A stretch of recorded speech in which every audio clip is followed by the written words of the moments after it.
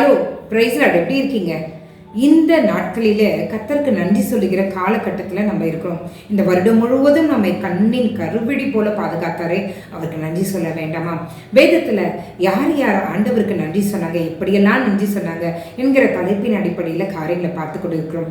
அதற்கு ஆதாரமாய் ஒரு நபரை நான் எடுத்துக்கொள்ளலாம் என்று விரும்புகிறேன். அதற்கு கர்த்தர் எனக்கு காட்டி கொடுத்த ஒரு வசனம் ஆதியாகமம் 8ஆம் அதிகாரத்தின் 20ஆம் வசனம்.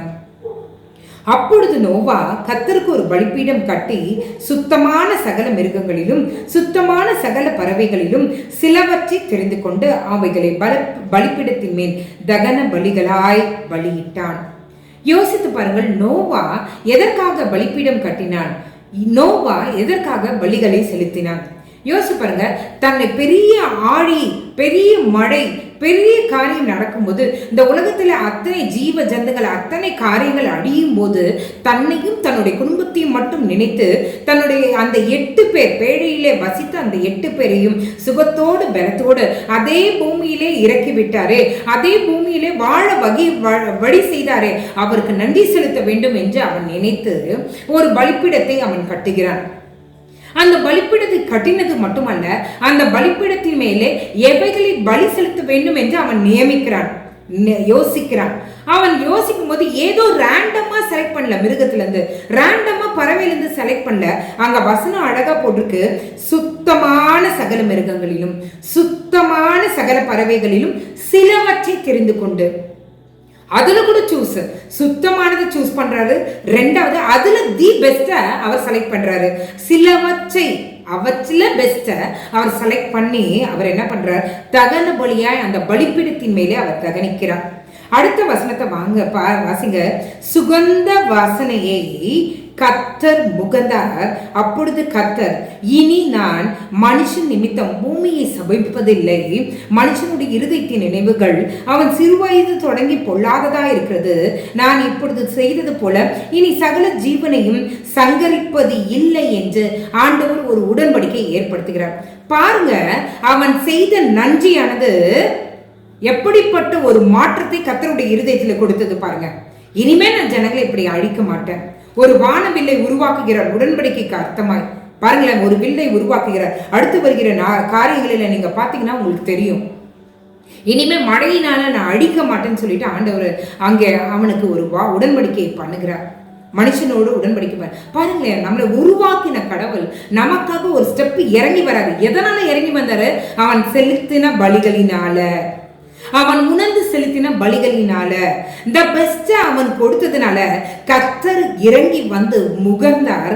முகர்ந்த பின்பு அவனை ஆசீர்வதிக்கிறார். முகர்ந்த பின்பு அவர் ஒரு உடன்படிக்கை ஏற்படுத்துகிறார்.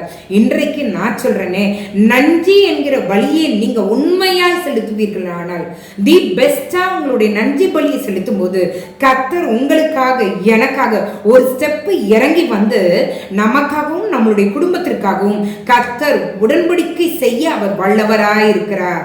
கர்த்தர் நமக்கும் நம்மளுடைய குடும்பத்துக்கும் ஆசீர்வாதத்தை பொழிகிற அவர் வல்லவராயிருக்கிறார். இதுதாங்க இந்த பேசேஜ்ல நான் கற்றுக்கொண்டேன். நோவாவை போல சுத்தமான தி பெஸ்ட நீங்க கர்த்தருக்கு செலுத்துங்க.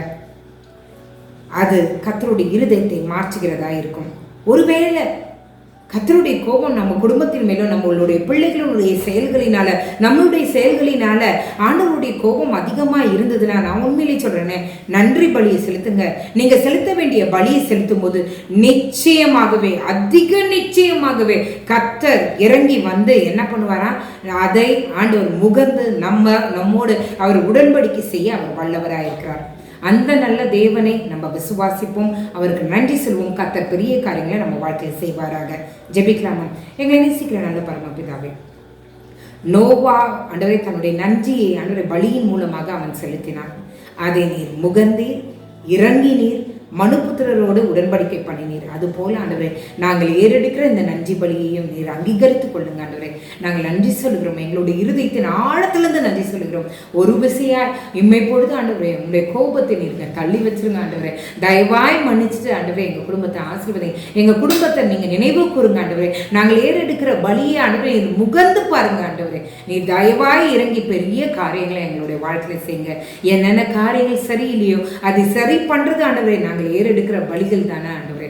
ஆண்டவரே அந்த நன்றி பலியை உண்மையும் உத்தமமாய் நாங்கள் ஏறெடுக்க உங்கள் நாமத்தை மகிமைப்படுத்த நீர் எங்களோடு ஆண்டவரே ஆண்டவரே எங்கள் மேலே நீர் வைத்திருக்கிற கோபத்தை தள்ளி வைத்து எங்களோடு உடன்படிக்கை பண்ணுகிறதுக்கும் எங்களை ஆசீர்வதிக்கிறதுக்கும் அது ஏதுவாக இருக்குமே. ஆவியானவரே எங்களுக்கு உதவி புரிங்க. அந்த காரியத்தை நாங்கள் செய்ய கிருபை செய்யுங்க. ஆண்டவரே காலை எழுந்து உங்கள் நாமத்தை மகிமைப்படுத்த கிருபை செய்யுங்க. எங்களால் இயன்ற பலியை உண்மையான உள்ளத்தோடு நாங்கள் செலுத்த திராணியுள்ளவர்களாக நீர் எங்களை மாற்றுங்க. மீட்பர் இயேசுவின் மூலம் ஜெபம் கேளும் நல்ல பரமபிதாவே. ஆமேன், ஆமேன், ஆமேன். God bless you.